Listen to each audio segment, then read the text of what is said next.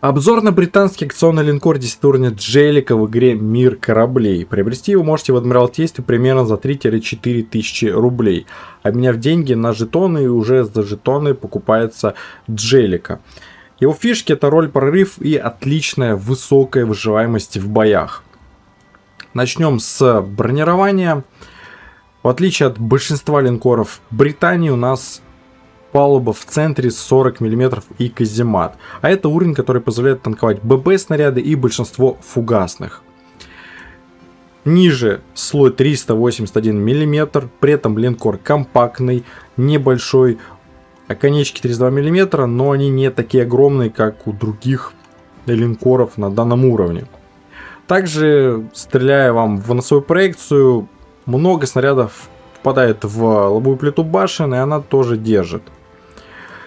Цитадель здесь хорошо притоплена, и в отличие от Ткани и Тандера, не одним слоем защищена, а двумя. Не торчит. Сначала нужно пробивать 381 мм, а затем сама цита 38, но очень низко. И за все мои бои мне выбили циту 2 раза в борт и прям совсем в упор. В остальных случаях я ее не подставлял из-за компактности корабля и управляемости, а в нос ее мне никто не пробивал. Линкор шикарно танкует, на нем классно идти вперед, выживать, получать потенциалку, и его, правда, сложно убить. Да, здесь мало боеспособности, как вы заметили, всего лишь 73 350, но в этом тоже есть свои плюсы. Мы не получаем большой белый урон, мы не сильно прогораем, а выхиливаемся за счет ремонтных дивизионов. Но об этом чуть позже.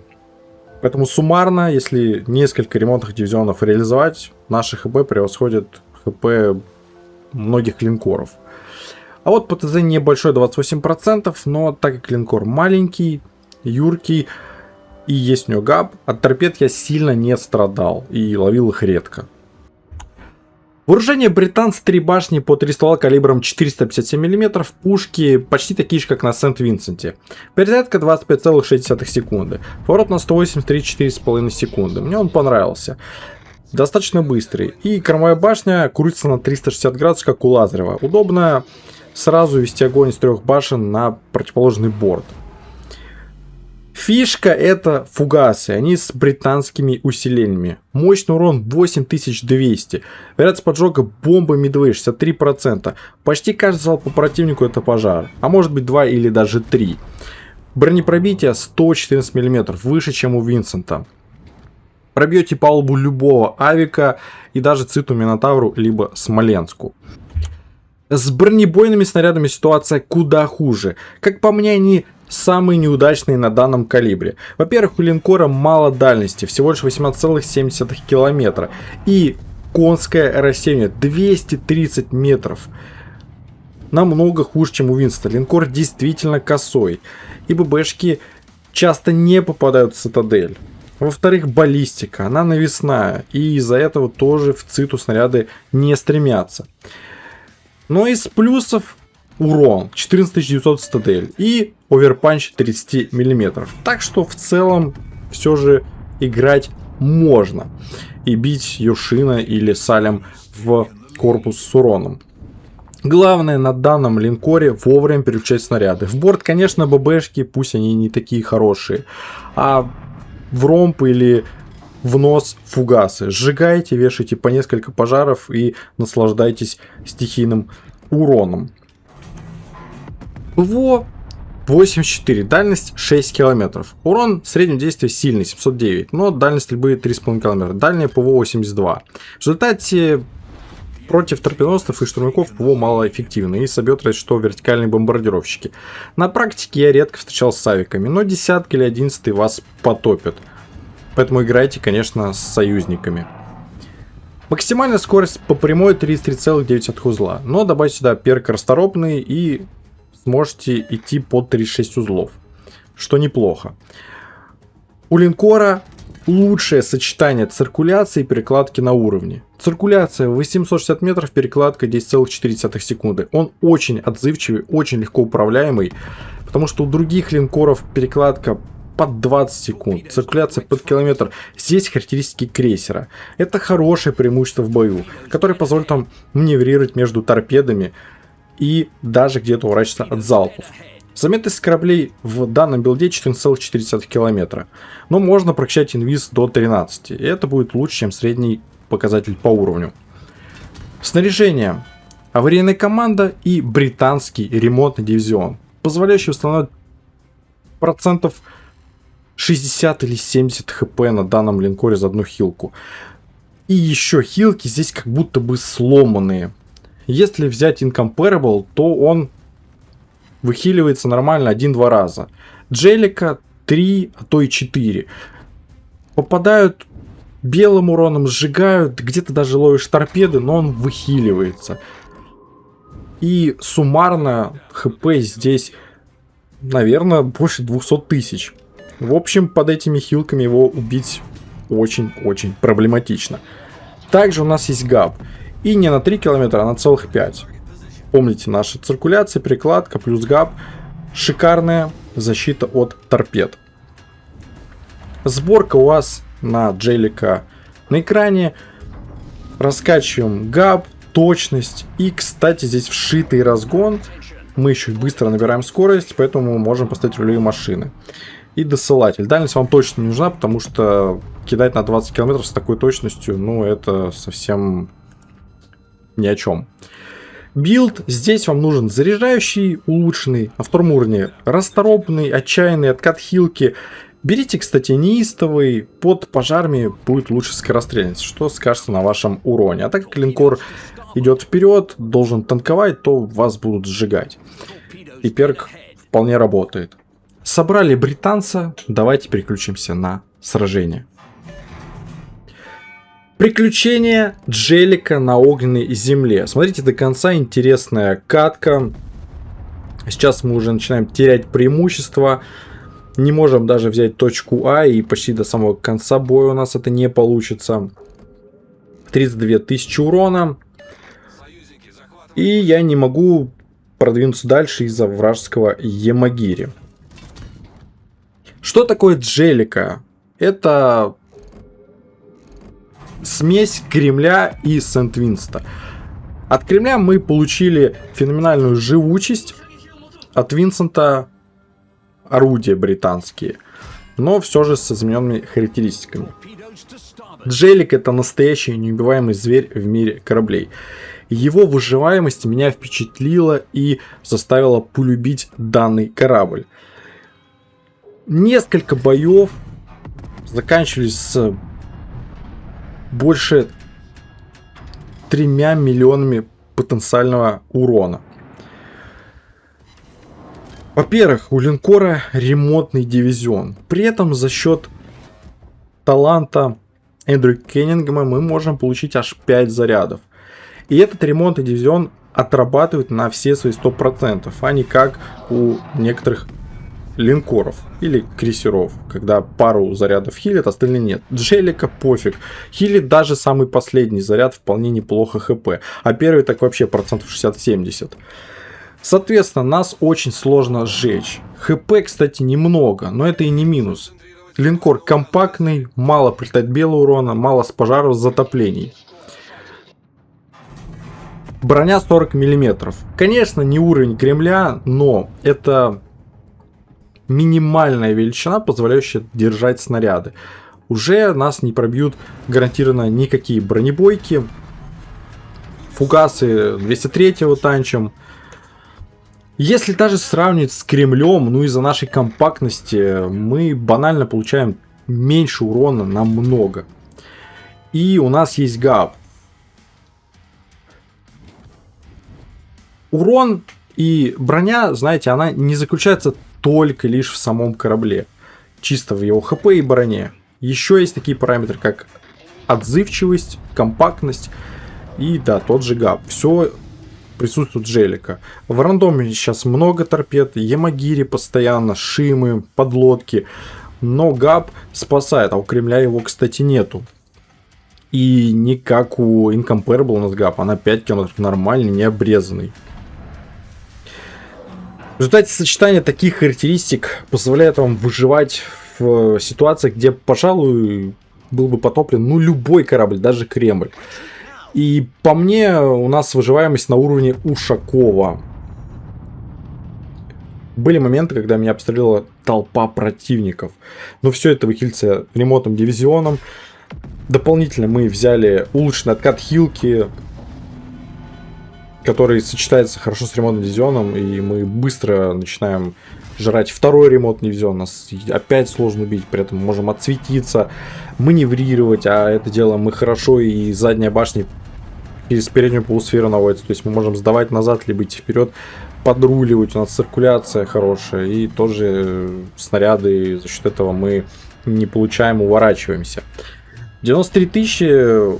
Мощный там урон зашел в Петропавловск фугасами на 10 тысяч. Здесь я начинаю выкатываться, честно передавил. И будьте очень аккуратны на данном линкоре, потому что набирает он скорость по прямой супер быстро, ну почти как Минотавр. И если бои на близкой дистанции, вы можете передавить и просто дадите борт противнику. Поэтому 1/4 иногда этого достаточно. За счет быстрого старта мы можем тоже где-то от снарядов увернуться. Работает по мне Симон Боливар, да, пробивает, но посмотрите, сколько мы выхиливаем. По живучести, по сочетанию характеристик, Джелика напоминает китайский Джулан. Это линкор типа Ленина, но на 9 уровне с ремонтными дивизионами. Окей, что же у нас с вооружением? Не все гладко, согласен. Мы уступаем Винсенту. У нас хуже дальность, конский разлет. Но это все-таки калибр 457 с офигительными фугасами, бомбы Мидвея. Ну и ББшки, да, конечно, я говорил, они хуже на своем калибре, чем у Кремля, чем у Лигурии, у Тандера. Здесь нет точности, странная баллистика. Но все же калибр дает о себе знать. Это и высокий урон, и пробитие 30 мм. Ну а геймплейно мы идем вперед, мы исполняем роль танка, и на средней дистанции, километров 14, даже такие ББшки представляют серьезную угрозу для противника. То есть мы не стреляем на 20 км, на 22, на дистанции 16-14 хватает. Точку А забирает Ямагири, пока мы ничего не можем сделать.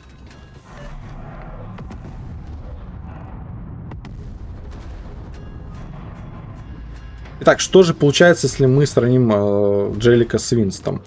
У Винста есть проблема. Во-первых, борт у британцев прокачан 32 мм. Туда снаряды очень прилетают. У нас 40.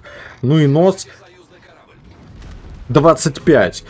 И опытный противник спокойно с линкора Винсент ложит. По 20, 30, а то и больше тысячи, иногда с цитаделями. С Монтаны зайдет, с Кремля, без разницы. У Джелика стандартные 32 мм, которые пробьются с Ямато-подобных, только линкоров. То есть мы превосходим Винсент по выживаемости, но уступаем по вооружению. Если сравнить по расходникам, ну, у Винста заградка, у нас ГАП. ГАП, честно, полезней. И выживаемость здесь тоже играет роль как бы и вооружение, потому что пока корабль жив, он способен стрелять и набивать урон. А Джелик убить очень сложно, и если не ошибаться, он живет до самого конца. Линкор мне супер сильно понравился, потому что я почувствовал геймплей мясного танка.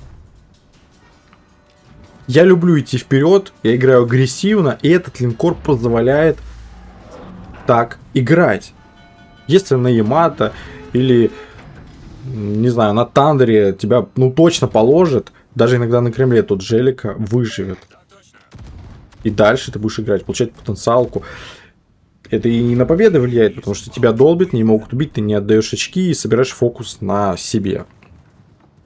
Сравнил я Джелика и с Тандером, и с Сент-Винстом, и с Incomparable. И все три линкора он победил. Может, где-то везло, но корабль конкурентно способен. Да, он не играет на 200 тысяч среднего урона. Он уступает определенным линкорам. Но по танковке, по выживаемости он король. И лучше даже советского Кремля. Потому что ГАП, компактность, это тоже важно. В Минотавра отдаем белым.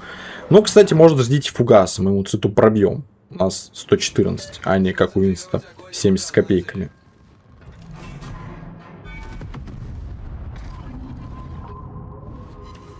Цитадель 23 тысячи. Стоит у британца 4. И как я быстро здесь выруливаю. Перебрасываю башни все на нужный борт. Линкор дарит ощущение именно линкора. Здесь и броня, и пушки. Это классическая компоновка 3 по 3. Мне она очень нравится. И удобно, что у нас 6 орудий в носу, а не как у Тандера или Огая по 4. Брать ли Джелика? Если вы донатите редко, но метко, то я рекомендую его купить. Объясняю почему. Он не спрятан, как большинство новых кораблей, в рулетке, в казино, в рандомных ящиках, либо в цепочке за дублоны. Он гарантированно продается за обмен жетонов. Стоит примерно 4000 рублей, но если накопить жетоны, то цена снизится до 3. И по меркам 26 года за десятку 4 или 3 тысячи рублей, но это немного. Во-вторых, вы получите мощный линкор с играбельными одинаково и фугасами, ВБшками, шикарной броней. И это мета сейчас, потому что рандом кишит мощными кораблями, кучей торпед, десятки выйдут с 11 уровнями, но Джелика под такое приспособлен. Его живучести хватает, чтобы противостоять таким целям.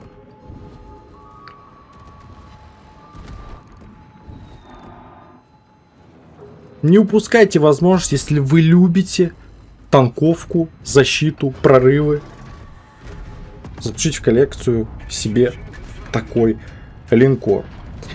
Но перед потенциальным приобретением, конечно, поиграйте на Сент-Винсенте, на Кремле.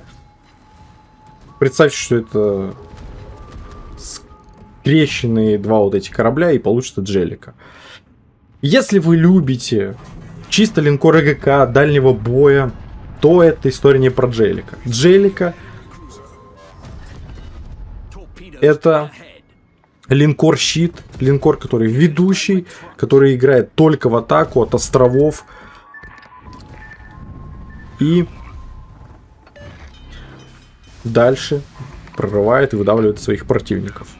То есть, если Кремль знамя вам нравится, Джелика рассматривайте. Чисто слава, какой-нибудь Таннер в отвороте. Не надо вам брать британцев. Пишите комментарий, что думаете, но линкор с сверхвыживаемостью мне очень-очень зашел. 2 фрага, 5 снелей, поддержка, 200 тысяч урона. Интересный бой, где удалось переломить исход. Но пока что времени мало, и мы все еще сливаем.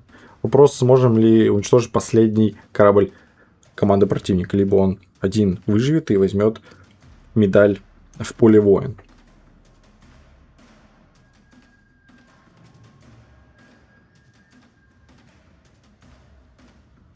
Необычный британский линкор с фишкой в виде брони.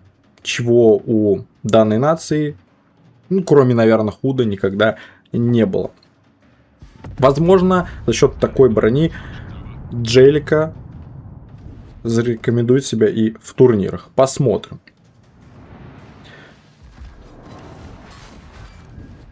Чем его убивать? Ну, пожалуй, с авиацией или пикировкой с торпедами. Потому что даже под ПМК он живет, под фугасами живет, под ПБшками живет. Ну, разве что будут проблемы с Ямато подобными, которые в нос его могут пробить.